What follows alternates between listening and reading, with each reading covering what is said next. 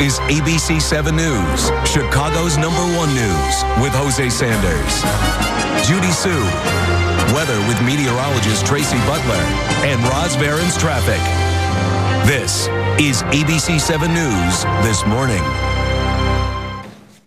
And there are new calls for Congressman Jesse Jackson Jr. to drop out of the race, and they come from candidates trying to unseat him in the election. This after the Wall Street Journal reported Jackson is the subject of a federal criminal investigation. Authorities are looking into whether he improperly used campaign money to decorate his Washington home. They were using the campaign as their own personal piggy bank. And we're saying there are people out here that don't even have houses. Frankly, the voters put him on the ballot, and I think it's going to be up to the voters for them to decide, is this acceptable?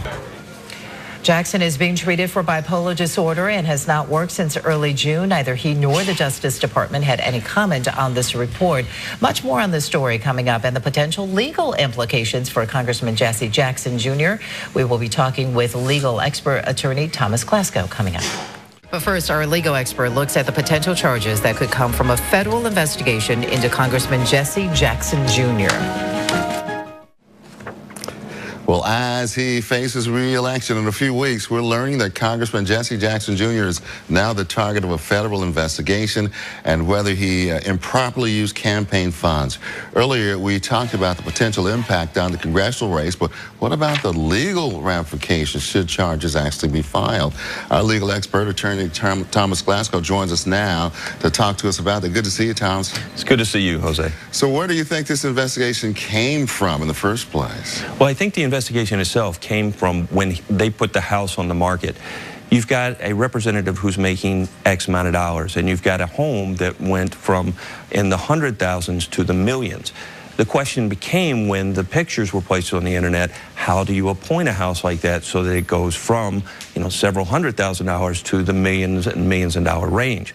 That particular issue of how he appointed that probably led to this investigation. If you recall, they pulled the pictures of the home immediately for security concerns, and as such, that's when the federal investigation is alleged to have begun.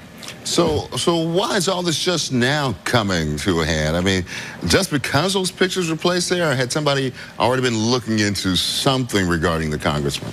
Well, the accounts that are monitored by Congress, the House accounts where they get to utilize funds that are doled to them for personal expenses or for office or et cetera, are always monitored by Congress. This is probably some of the things that stemmed out of investigations in Washington from the House Ethics Committee that was still investigating Jesse Jackson Jr.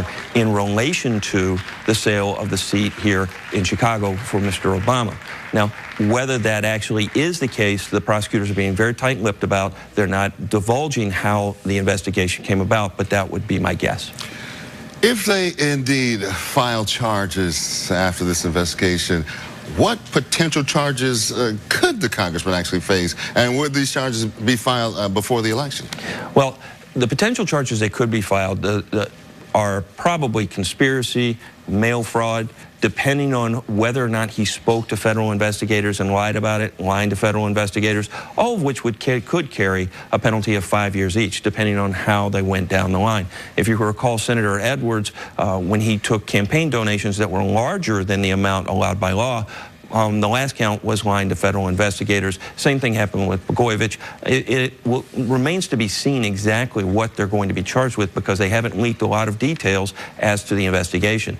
Whether this will come about prior to the election is an issue that the federal investigators and the federal authorities have said, look, we understand that you'd like it to happen after the election. However, we're going to go on our schedule. And this is probably a very, very quick schedule, because this is a paper case where they just simply subpoenaed documents from his personal accounts, from his campaign accounts. You put 2 and 2 together, you follow the paper trail, and it's very, very easy to prove.